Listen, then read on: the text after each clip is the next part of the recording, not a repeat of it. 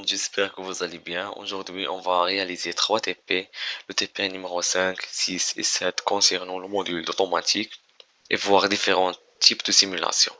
Alors, on commence par le TP numéro 5, le moteur à courant continu. Alors, dans ce TP, notre objectif principal est de maîtriser la modélisation, la simulation et la régulation de vitesse d'un moteur à courant continu en utilisant MATLAB et Simulink. Le moteur à courant continu joue un rôle central dans la transformation d'énergie entre un système électrique en courant continu et un dispositif mécanique. Son fonctionnement repose sur l'interaction entre le stateur, généralement constitué d'un électroaimant ou d'un enroulement fixe, et le rotor porteur de conducteur alimenté en courant continu. On passe à la modélisation. La modélisation est le processus de création d'une représentation simplifiée d'un système réel ou conceptuel dans le but de comprendre, d'analyser, de prédire ou de contrôler son comportement. Il constitue un outil essentiel pour la compréhension et la résolution de problèmes complexes, ainsi que pour la conception et l'optimisation de systèmes et de processus. Le moteur à courant continu généralement euh, constitué ou bien comprend généralement deux parties principales. La partie électrique d'un moteur à courant continu comprend l'induit, la résistance de l'induit, l'inductance de l'induit, la source d'alimentation et la force contre-électromotrice. L'induit génère un champ magnétique en rotation en réponse au courant électrique. Alors, la force contre-électromotrice est une tension opposée induite pendant la rotation du rotor. Alors, on passe à la partie mécanique. La partie mécanique convertit le mouvement rotatif en travail utile. Il inclut le rotor, le moment d'inertie, mesurant la résistance au changement de vitesse, le couple électromagnétique induisant la rotation et les frottements mécaniques qui résistent au mouvement. L'interaction entre ces composantes détermine la performance globale des moteurs à courant continu. On passe maintenant au schéma du bloc. Comme vous voyez, c'est le schéma de bloc de moteur à courant continu. On va les simplifier, comme vous voyez, pour finalement obtenir la fonction de transfert H de P. On passe maintenant à la simulation. Comme vous voyez, on va faire ce schéma dans Simulink avec la fonction de transfert, le scope et le step et les autres commandes.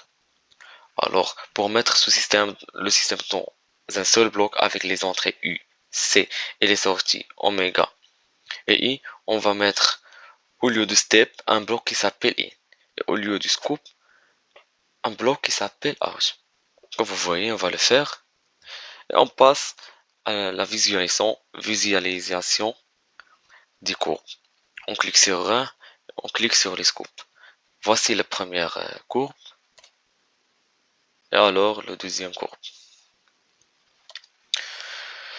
Alors, ce TP nous a prolongé dans l'univers captivant de la modélisation, de la simulation et de la régulation de la vitesse des moteurs à courant continu à l'aide de MATLAB et Simulink.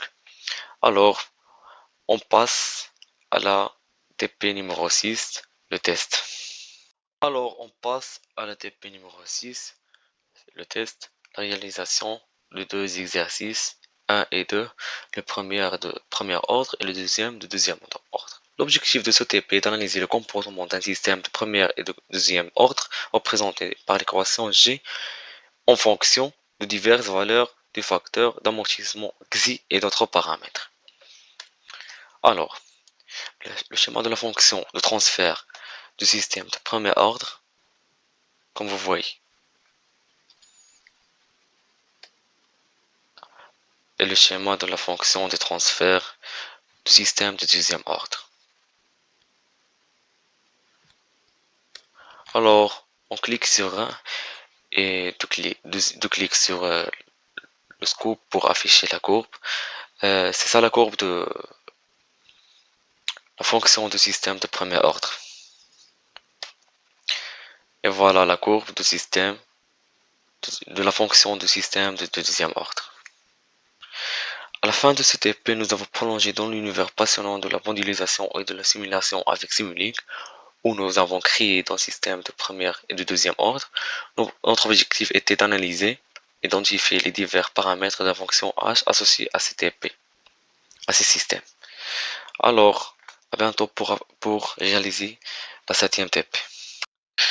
Alors, on passe maintenant à la TP numéro 7, la réalisation des exercices 4 et 3. Alors, l'objectif de la première partie de cette séance pratique est d'explorer comment le comportement des systèmes de deuxième ordre, décrit par l'équation G, varie en fonction du facteur d'amortissement Xi. Dans la deuxième partie, l'objectif est d'analyser la réaction d'un système de premier ordre représenté par la fonction transfert G de P à différentes entrées. Alors, on commence par l'exercice 4, la fonction transfert de premier ordre. Comme vous voyez, la fonction transfert, et voilà la courbe.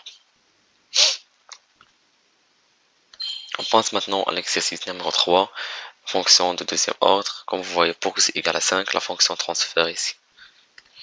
Et voilà la courbe. Pour x égale à 0,4, voilà la fonction transfert. Et voilà la courbe. Pour x égale à 0, voilà la fonction transfert. Et voilà la courbe. Pour x égale à 2, voilà la fonction de transfert. Et voilà la courbe. Pour x égale à 1, voici la fonction transfert. Et voilà la courbe. Alors, on a représenté la fonction de transfert de chaque exercice dans Simulink pour visualiser les courbes de chaque fonction. Et pour le deuxième ordre, on a visualisé les courbes pour chacun des cas des facteurs d'amortissement, pour calculer le dépassement, la pseudo-période et le temps de réponse, et pour représenter aussi la réponse indicielle. Alors, merci beaucoup, à bientôt pour réaliser des autres TP. Au revoir.